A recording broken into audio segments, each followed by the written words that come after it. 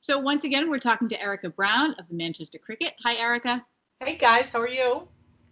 Good, good. I want to send condolences about your uncle. Do you want to tell us a little bit about him? Because he was kind of a leader in Manchester, right? Well, he's definitely part of the Browns.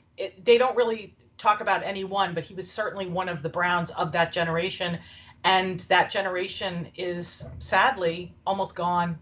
Um, Teddy was one of 10 children that were all kids of the kind of the patriarch and matriarch who first came to Manchester in the very early 1900s.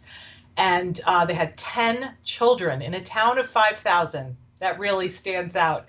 So Teddy was one of the younger kids, and he was part of the group of five of those children who ran for his entire career the supermarket called Brown's Market, which is now Crosby's Market.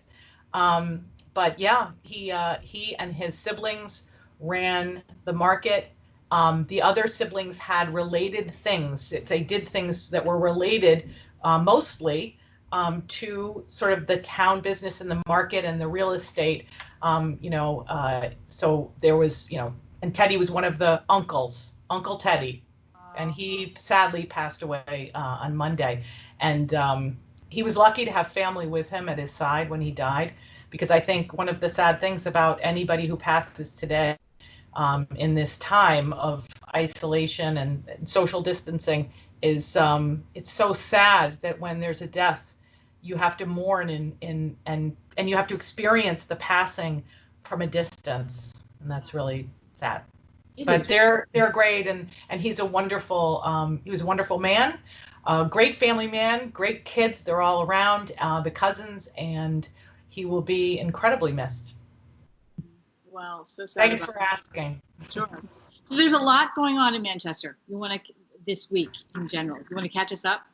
Yeah, I think when we talked last week, it's funny, the very first time we spoke, one of the first kind of there was almost like an experience where when this whole thing first hit, and I don't know if you guys experienced it the same way, but here for sure in Manchester and in Essex, this where there's a vibrant downtown retailer community, the initial blowback was not of, oh my gosh, I know people who are sick and I know people who have symptoms. It was this invisibility in terms of the public issue, but what was visible was the anxiety level, the explosion of anxiety among businesses and among people. So the economic kind of feeling was immediate. And so I remember our first conversation, that was really what we were talking about. And then we sort of got into okay, this community is dealing with a public health crisis. So it's almost as if the economics, which you can't separate them, right? But the economics started to kind of recede a little bit because everyone needed to make the public health issue and what that meant for all of us in our daily lives front and center and top priority, right? Well, now we have to really deal with the economic fallout of we're doing our new lives. And so last week when we spoke, so it's interesting, we're all back here now. When last week, I believe the Affordable Housing Trust in Manchester, because I remember we talked about what it was. And the Affordable Housing Trust, it's funny, I confused it last week with the Housing Authority, and that's this quasi-state committee that kind of administers Section 8 and affordable housing as a formal designation for the state. The Affordable Housing Trust is connected to the CPC, which is the Community Preservation Act funds. And that's the 2000 Act that happened. It's a surcharge on everybody's real estate taxes, and you can use it for things like historic preservation, open space, and then, of course, affordable housing. Well, Manchester this week, we announced, and it's in the paper this week, and we put it online, is that they have announced rental assistance for home renters and apartment renters for residents. And they're doing it in connection, it's going to be administered by Action Inc. And it is real money that you can apply for if you've had an economic disruption from COVID. You've lost your job, you've been furloughed, everything. And the guidelines for income ranges from $83,000 for a household of 1 to a household of 8 has a maximum annual income of, under their guidelines to comply, of $157,000. So it's very realistic for a lot of people who, live here. So that was fantastic. And I know that now the town, I don't want to babble, but now the town is moving its sites to businesses. And that includes, listen. Well, the first thing they're going to do is they're going to listen to the community, and they've got a lot of things going on right now, a lot of committees to reach out to say, okay, to dimensionalize them and to listen. Who's out there? What do they need? How are they doing? And that includes tenants, retail tenants downtown. I think it also is going to kind of then skew a little wider to businesses that don't necessarily have a storefront, but are nevertheless operating in Manchester and have felt the pain of sort of what we're going through. So that's where they are right now. Did I more than answer your question? I always feel like I'm answering more than you asked. No. Or answer your question. So, well, we just read the headlines. You write the articles. Yeah. we were talking earlier that Manchester may be one of the first towns in the States to recognize these community preservation funds as available to support housing issues, right? Yeah, So that's very, very creative. Yeah. Yeah, a lot of the reason for that was actually a very practical one, and you're right. Manchester is. I was talking to Sue Brown, who's the town planner, and she said, I believe we're one of the first municipalities in the Commonwealth to actually use CPC funds for COVID-related economic disruption for rental relief. And the reason why is a very simple one. It's not that municipalities aren't looking at it.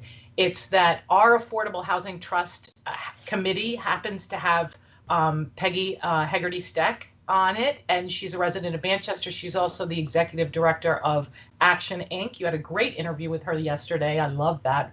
But she stepped in, and Action Inc. is going to administer it, so we don't need to look for an administrative team to actually do it, because it is a specialist. You actually need, an organization like Action Inc. to do it, and Action Inc. is not charging for it.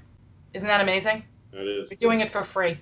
So people who are interested should apply through Action Inc. They should go to the website there, right? Yes, you can also go on to the the town of Manchester website. They have all the links there as well. Yeah. Great. Yeah. Well, you had another wonderful story. I guess it's COVID related in the paper today about Helens Bobble Shop. It was a really good essay. Yeah. And I have to tell you, the author, Kristen Stowe, is that her name? Kristen McGrin-Straub. Yeah, Straub. So she mentions this wine dinner that she was at that Helen had hosted. And I was at that dinner. Oh, you're kidding. And I met her there. And yeah, it was great.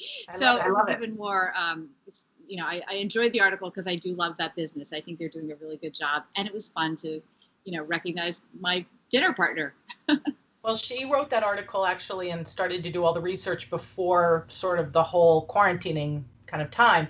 And Helens actually went in, I want to say, in time for holiday stroll. So they really haven't been where they are on School Street, right downtown in Manchester, for long. But they have natural wines, which a lot of people don't know. What is natural wine? Is it biodynamic? Is it and what is that? Is it organic?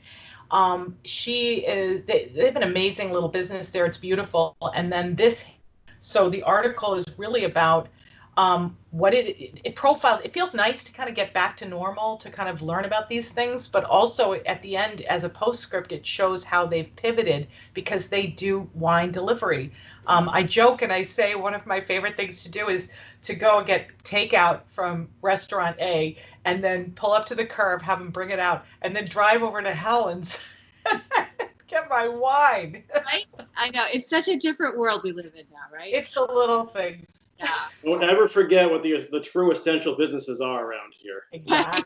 Exactly. And we don't live in Florida, so Right. get that joke, right? Yeah. That this week they decided that World Wrestling Federation was an essential business. Well, another essential business across the country are gun shops. Oh, really? Yeah, they are considered essential. Yeah. And, I think the explanation was there was a concern if they're not made essential that there will be a run on guns. So Yes, keep that them makes sense. It does. anyway. So yeah, that's it. And so any other Manchester news for the week? No, I think that's it. I mean, doesn't that sound like a lot? I mean, it was a lot. Yeah, it's a big one.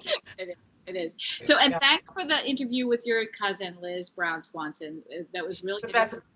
I gotta say, I miss her. I want her back. I mean, it's like she's stuck over there. I want to like get her back here. So for anyone listening, Liz Brown Swanson lives in LA. She's Erika's cousin, and she has just recently recovered from COVID. And the really interesting thing is she's 5 weeks out from when she was first diagnosed, right? Yeah. And she's feeling better, but she's still testing positive. And her husband, who's completely asymptomatic, is still testing positive. So that's exactly right. The only thing is, I would say that she actually lives most of the time, like here in Manchester. I mean, she lives in LA, she splits her time, but she should be here, and she should have been back here a long time ago until the holidays, until like November. So she's not here. Right. And But she should be. She should be. And it raises so many questions about how this virus is transmitted and what it does. The fact that those two are sitting there, husband asymptomatic, wife symptomatic, they both have it. Are they giving it back and forth to each other? How does it live? Don't you think that's going to be the case when we get widespread testing? We're going to find out that that's not an uncommon scenario. Yeah, I think so. All right. Thank you so much, Erika. Great to see you. Right. Thanks, guys. See you next week. I was just window dressing today. I know. Sorry. I'll do better next week. I love it. Thanks, Erika. Bye, guys. Bye.